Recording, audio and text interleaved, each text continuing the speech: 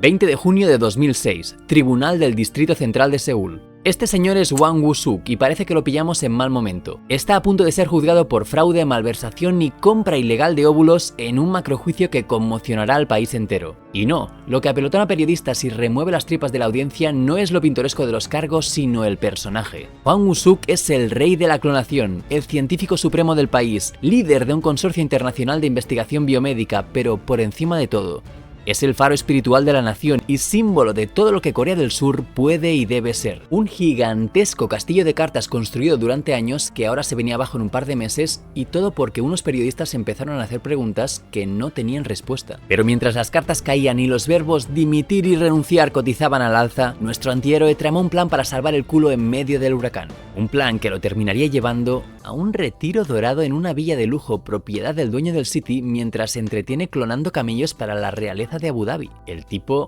ha sabido montárselo. Así que si estás tramando un plan para ganar dinero y fama, deja de ver vídeos de criptos y escucha la historia del astuto Hwang Woo-suk, el mayor fraude científico del siglo XXI.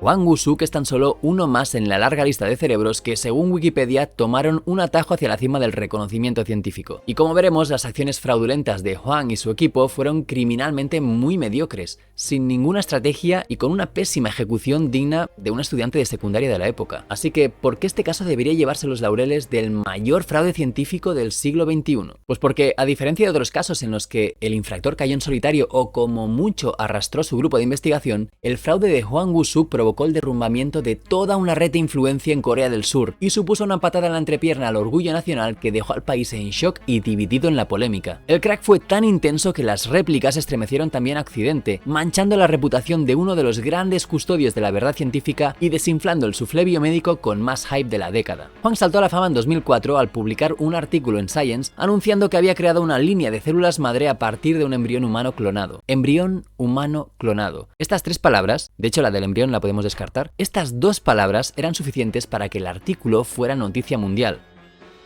En estos tiempos dominados por la IA ya nadie habla de clonar humanos, pero en los años 2000 la clonación humana era vista como el santo grial de la medicina moderna, la llave maestra que nos llevaría a curar enfermedades como la diabetes, la leucemia, la parálisis o el Parkinson. Si ves, más o menos estaban por aquí. Antes de seguir, quiero aclarar que el plan no era engendrar clones de reserva listos para ser destripados bajo demanda como en la peli de la isla, sino algo bastante menos atroz y más eficiente. Para comprenderlo, rescatemos por un momento mis apuntes de la universidad, que creo que la última vez que los vi fue aquí. Vale, vamos a recrearlos. Podemos decir que existen dos tipos de clonación. La clonación reproductiva, que consiste en crear embriones clonados que luego son gestados hasta formar individuos idénticos, en plan ejército de clones, y la clonación terapéutica, que consiste en crear embriones clonados que luego se convierten en células madre con el potencial de formar tejidos o incluso órganos para el paciente a tratar. A razón de varios escándalos protagonizados por personajes que sin duda tendrán su propio vídeo en este canal, en 2004 la mayoría de países habían prohibido la clonación reproductiva en humanos y centraban sus esfuerzos en la clonación terapéutica. Su promesa era muy golosa: tratamientos para virtualmente cualquier enfermedad sin activar la respuesta inmune del paciente. La idea era buena, pero había un problema. El proceso de clonación era extremadamente difícil en mamíferos y se pensaba que era prácticamente imposible en primates y humanos. Era complicado conseguir los óvulos, era difícil crear los embriones y era una absoluta lotería desarrollar el clon o la línea de células madre.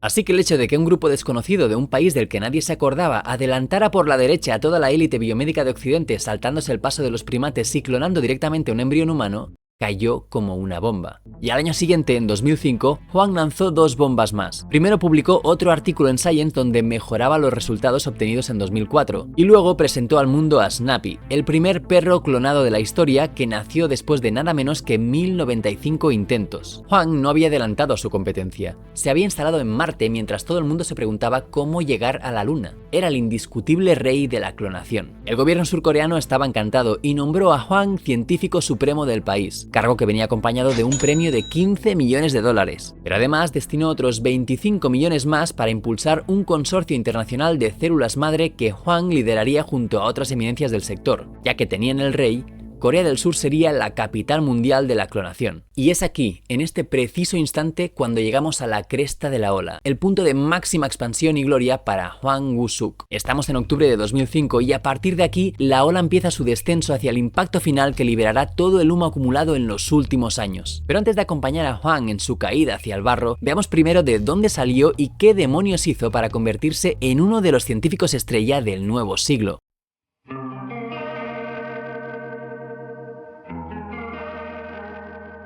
El ascenso de Hwang se podría explicar como el recorrido natural de un científico brillante cuya excelencia lo lleva naturalmente a la fama y al poder, pero siento decir que la relación entre éxito científico y fama no funciona exactamente así. Hay centenares de premios Nobel que apenas son conocidos fuera del ámbito académico. Por ejemplo, este señor, Shinya Yamanaka, premio Nobel de Medicina en 2012 por lograr lo mismo que buscaba Hwang, pero sin necesidad de clonar embriones humanos, es decir, haciéndolo todo más fácil y rápido. Yamanaka tuvo un pico de fama internacional y recibió varios honores en Japón, pero básicamente se dedicó a dirigir un centro de investigación y ahora ejerce de profesor medio retirado. Y ya está. Para llegar a ser la estrella que era en la cresta de la ola, Hwang tuvo que pasar años tocando las teclas correctas en cada situación, conectando con las personas adecuadas y proyectando la imagen que se esperaba de él en cada momento. Hwang siguió una estrategia que se basaba en 3 pilares: la importancia de los medios, la importancia de la nación y la importancia de los contactos. Todo el mundo entiende que salir en los medios es importante, pero poca gente comprende que no es suficiente. La mayoría de los científicos que salen en la tele suenan más o menos así. Las llamamos células madre de pluripotencialidad inducidas o células APS, por sus siglas en inglés. Una vez obtenidas las células madre... Lo siento, tío, pero o tienes un interés genuino en el tema o cambias de canal. Y esto Hwang lo comprendió. Enseguida supo qué tipo de historias, qué tipo de espectáculo le tenía que dar al público. Míralo aquí, es 1999 y está a punto de anunciar el nacimiento del primer mamífero clonado en Corea. Y no está en una rueda de prensa. Ha invitado a los medios a que lo graben a él mientras asiste el parto del ternero clonado. No se limitaba a dar una noticia, ofrecía una historia con un protagonista y un logro claros, algo con lo que el público pudiera conectar fácilmente. Hwang sabía que para quedarse en la mente de la gente necesitaba imágenes potentes, aunque a veces se pasaba 3 pueblos. En un programa de la tele coreana le dijo a un cantante en silla de ruedas que si todo iba bien esperaba verlo en unos años bailando en ese mismo escenario. La imagen de una persona en silla de ruedas que vuelve a andar caló tan hondo entre el público que el Servicio Postal de Corea creó un sello en su honor. O sea, básicamente el tío estaba vendiendo un milagro sin una puñetera evidencia de que eso fuera posible. Hwang estableció una relación simbiótica con los medios. Él les daba titulares, les abría las puertas de su laboratorio y les daba historias que contar, y a cambio, los medios le daban fama y lo convertían en alguien importante en la nación y para la nación. A inicios del nuevo siglo, Corea del Sur estaba saliendo de una crisis económica que había dejado al país endeudado y con la moral hundida. Flotaba una especie de sentimiento de inferioridad ante la dificultad de competir con potencias como Japón o China. Para impulsar su economía ante esos gigantes, necesitaban destacar en un sector de alto valor que los hiciera únicos. Hwang supo leer la situación y se encargó de alinear sus proyectos con las necesidades y los deseos de la nación. Por ejemplo, cuando se propuso clonar al tigre siberiano, declaró que lo hacía para levantar el espíritu de la nación.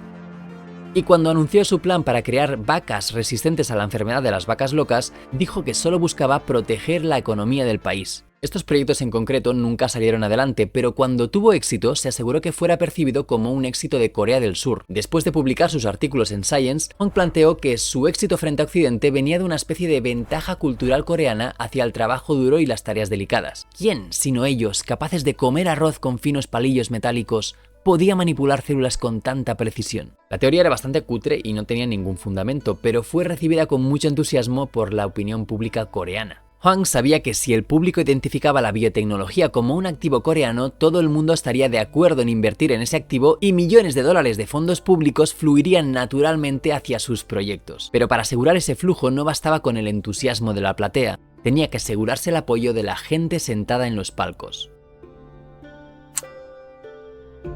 Nuestro hombre era un máster del universo en las relaciones públicas y siempre apuntó muy alto. Cuando clonó una raza de vaca autóctona de Corea, Hwang le pidió al presidente del país, Kim Dae-jung, que le hiciera el honor de bautizar al ternero clonado. Y cuando el presidente Kim fue sustituido por Roh Moo-hyun, Hwang rápidamente lo invitó a su laboratorio donde, otra vez, había preparado un espectáculo mediático en que enseñaba a un perrito con una enfermedad incurable que había sido salvado con la magia de las células madre. El nuevo presidente declaró al salir que estaba conmocionado y todo su cuerpo vibraba como si hubiera recibido una descarga eléctrica. Para consolidar alianzas en el mundo académico, Hwang utilizaba la práctica poco ética, aunque bastante extendida, de ofrecer coautorías de sus artículos. La cosa funcionaba como un intercambio de favores. Los coautores ampliaban sus méritos sin hacer prácticamente nada, y a cambio Hwang esperaba su colaboración futura. Algún día, y puede que ese día no llegue, acudiré a ti para que me hagas un favor. Cuando publicó su primer artículo en Science, ofreció 3 coautorías a nombres importantes del sector biomédico en Corea, y fue precisamente uno de ellos el que lo catapultó al mundo de la política. Park Ki-young era una especialista en bioética que terminó convirtiéndose en la asesora científica del presidente del país. Ella y Hwang hicieron muy buenas migas con el ministro de Comunicaciones y con el secretario de Política Nacional, y este cuarteto fue bautizado por el público como los murciélagos dorados. Y la verdad es que no he encontrado la explicación del mote, pero la cuestión es que para 2005 Hwang ya se codeaba con los peces más gordos de la política nacional, incluido el presidente del país. Hwang también buscó apoyos fuera de Corea y encontró a su mejor aliado en Gerald Schatten, un experto en clonación de primates que presionó a Science para que publicara el primer artículo de Hwang y luego se convirtió en coautor del segundo. Schatten era también una de las eminencias del flamante nuevo consorcio que iba a liderar Hwang. La estrategia de Hwang había funcionado, pero en medio de la euforia hubo personas que no sucumbieron al espejismo y empezaron a hacer preguntas, a filtrar información y a sembrar dudas. El gigantesco edificio de Hwang tenía una grieta y cuando alguien empezó a rascar se encontró con que no había edificio, era todo un gran decorado de cartón. El primer asalto al trabajo de Hwang llegó poco después de publicar su primer artículo en Science. El reportero de la revista Nature, David Cyranoski, descubrió que al menos 2 de las subordinadas de Hwang habían donado óvulos al laboratorio por petición de su jefe. ¿Y acaso eso es grave? Yes.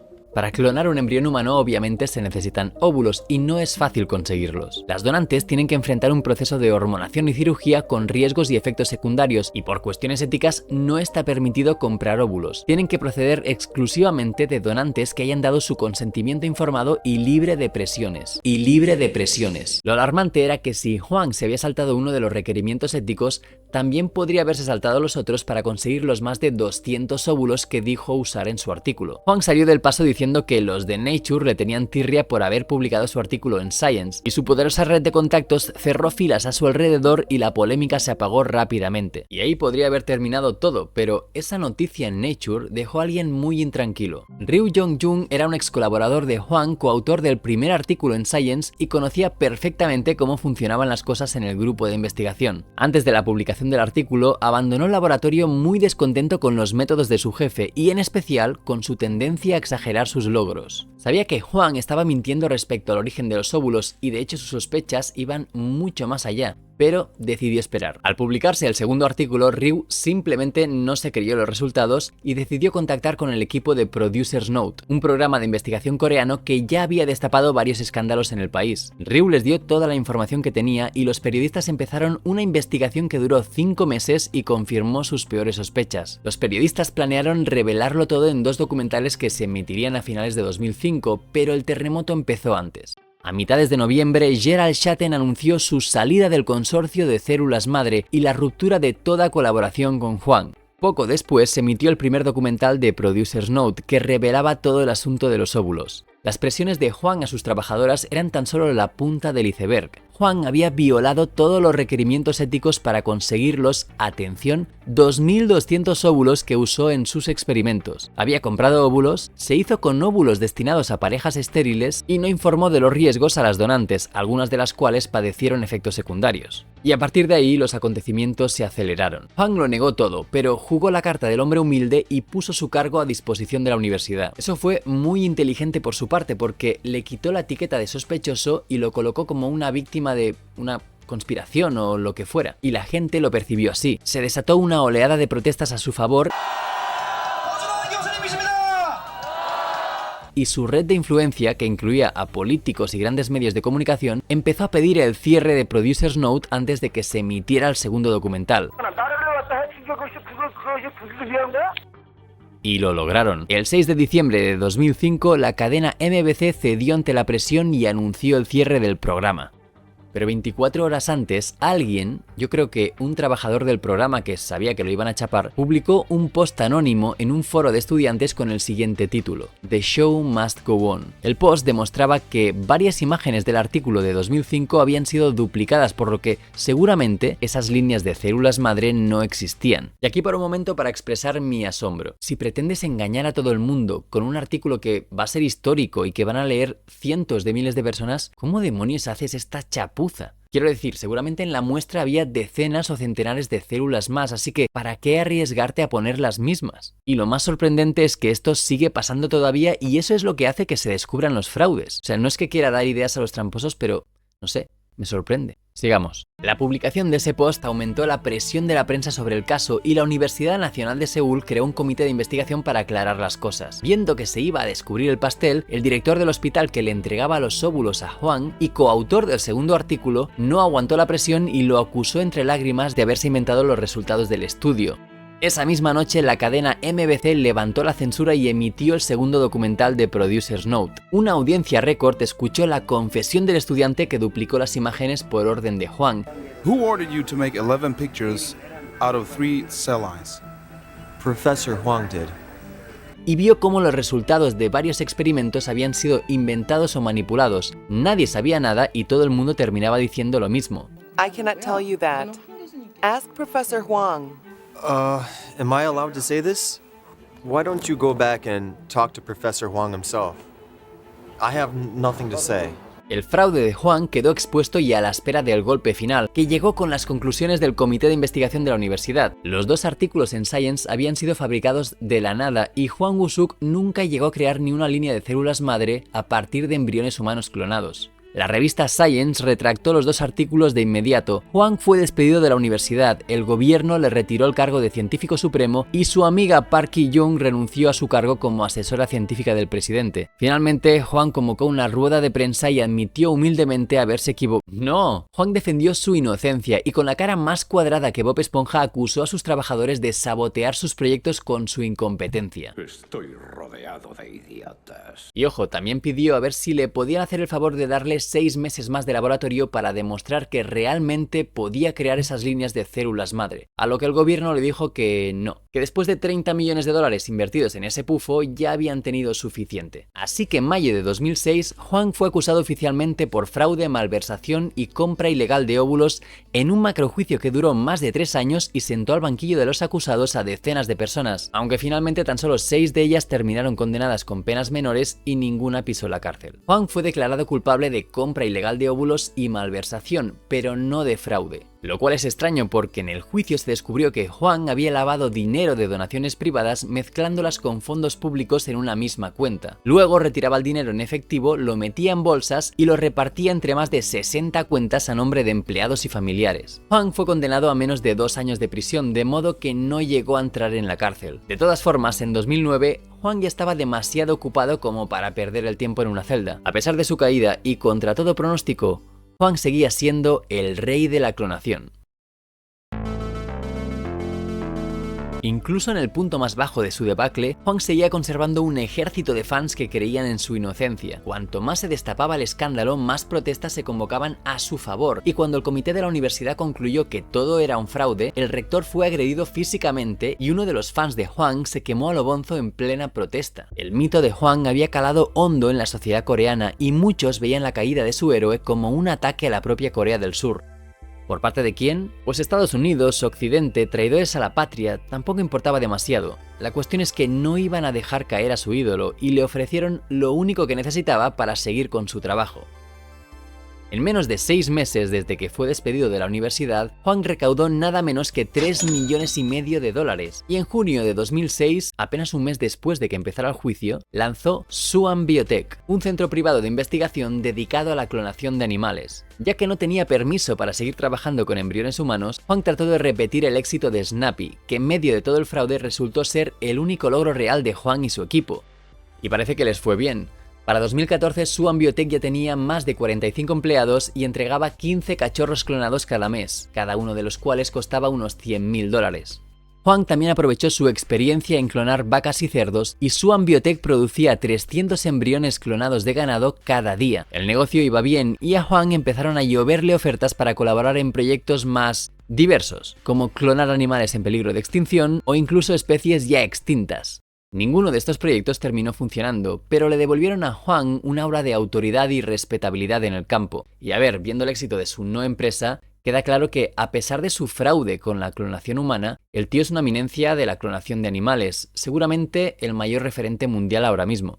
Y así lo entendió la realeza de Emiratos Árabes, que en 2006 lo contrató para clonar al perro fallecido de la princesa Latifa Al Maktoum. Debieron estar contentos con el resultado porque 5 años después le montaron un centro de investigación en medio del desierto y le ofrecieron $18 millones para que clonara a Mabrocan, una auténtica leyenda de los concursos de belleza de dromedarios. Y ojo, esto puede parecer un despilfarro gigante por un mero capricho, y seguramente lo sea, pero los premios de los concursos de belleza de dromedarios llegan a los millones de dólares, así que crear una familia de campeones en potencia en realidad puede convertirse en una inversión muy lucrativa. Así que Huang ahora dirige un laboratorio puntero en clonación de camellos y vive en una villa de lujo en los terrenos de un hotel de 7 estrellas, que creo que es este de aquí, desde donde tiene 45 minutos en coche hasta el trabajo.